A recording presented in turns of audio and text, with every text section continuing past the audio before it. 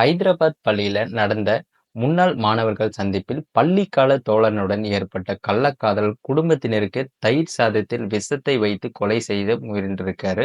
தெலுங்கானாவைச் சேர்ந்த இளம்பெண் ஒருவர் தயிர் சாதம் பிடிக்காததால கணவன் தப்பிச்சு கொள்ள விஷம் கலந்த சாப்பாட்டை சாப்பிட்டு 3 குழந்தைகள் பரிதாபமாக உயிரிழந்திருக்காங்க.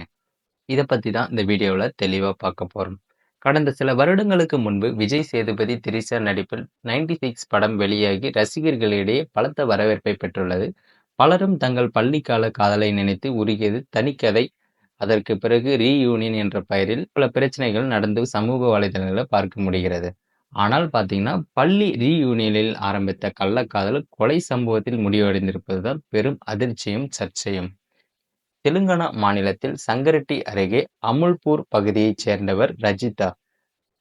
இவங்களுக்கு 35 வயதாகுது. இவர் முதல் மனைவியை இழந்த நிலையில் சென்னையா என்பவரை இரண்டாவதாக திருமணம் செய்து கொண்டிருக்காரு.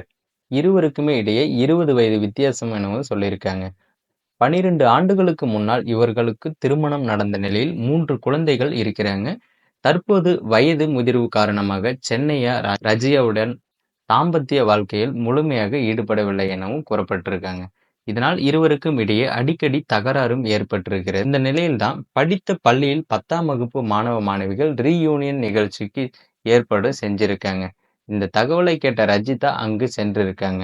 நாள் முழுவதும் தனது தோழர் தோழிகளுடன் மகிழ்ச்சியாக பொழுதையும் கழிச்சிருக்காங்க.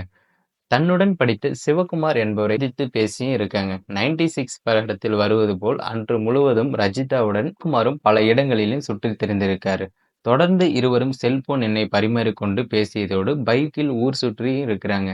தொடர்ந்து தனியார் விடுதிகளில் அறை எடுத்து திருமணத்தை கடந்த உறவிலும் இவங்க வந்திருக்காங்க. ஒரு கட்டத்தில் வயதான கணவரால் தனது வாழ்வில் பிரச்சனை இருப்பதாகவும் ரஜிதா சிவகுமாரை வற்புறுத்தியிருக்காங்க. 3 குழந்தைகள் கணவர் இருக்கும் உன்னை திருமணம் செய்து கொள்ள முடியாது. எல்லாரும் விட்டுட்டு வா. உன்னை திருமணம் செஞ்சு நான் பார்த்துக்கிறேன் எனவும் கூறியிருக்காரு. இதையடுத்து தான் பார்த்தீங்கன்னா, இந்த விபரீத முடிவை ரஜிதா எடுத்திருக்காங்க. 2ஆம் தரமாக 50 வயதான நபருடன் வாழ்வதை விட சிவகுமாருடன் வாழலாம் என முடிவெடுத்த அவர் தனது குழந்தைகளையும் கணவனையும் கொல்ல திட்டம் தீட்டியிருக்காரு. கடந்த 27ஆம் தேதி தயிர் சாதத்தில் விஷத்தை கலந்து தன்னுடைய 3 குழந்தைகளுக்கும் கொடுத்திருக்காரு. மேலும் கணவர் செமையாக்கும் தயிர் சாதத்தை கொடுத்திருக்காரு. ஆனால் எனக்கு தயிர் சாதம் பிடிக்காது என சென்னையா சாப்பிடாமல் வெளியே சென்று விட்டதாக கூறப்படுகிறது. ஆனால் ஆசையாக தயிர் சாதத்தை சாப்பிட்ட 3 குழந்தைகளும் கடும் வயிற்று வலியால் வாந்தி எடுத்துள்ளார். மயங்கிய குழந்தைகளை கண்டு அதிர்ந்து போன சென்னையா பதறிப்போய் அவர்களை மருத்துவமனையில் அனுமதித்திருக்காங்க. தனக்கு வயிற்று வலி வந்துள்ளது என ரஜிதா கூற அதே மருத்துவமனையில் ரஜிதாவும் அனுமதிக்கப்பட்டிருக்காங்க. சிறிது நேரத்தில் குழந்தைகள் இறந்த நிலையில் ரஜிதாவை பரிசோதித்த மருத்துவர்கள் அவருக்கு எந்த பிரச்சனையும் இல்லை என கூறியிருக்காங்க. தொடர்ந்து ரஜிதாவின் நடவடிக்கைகளில் சந்தேகம் ஏற்பட அவரது செல்போனை ஆய்வும் செஞ்சிருக்காங்க. சென்னையா அப்போது அதில் சிவகுமாருடன் தொடர்ந்து பேசி வந்தது தெரிய வந்திருக்கு. இது தொடர்பாக காவல் நிலையத்தில் புகாரும் அளித்த நிலையில் ரஜிதாவை கைது செய்து போலீசார் காவல் நிலையத்தில் வைத்து விசாரணை நடத்தி வந்திருக்காங்க. அதில் பார்த்தீங்கன்னா, தான் கள்ளக்காதலால் தனக்கு குழந்தைகளுக்கு தயிர் சாதத்தில் விஷத்தை கொடுத்து கொலை செய்ததையும் ஒப்புக்கொண்டிருக்காங்க. தொடர்ந்து ரஜிதா நீதிமன்றத்தில் ஆஜர்படுத்தப்பட்டு சிறையிலும் அடைக்கப்பட்டிருக்காங்க.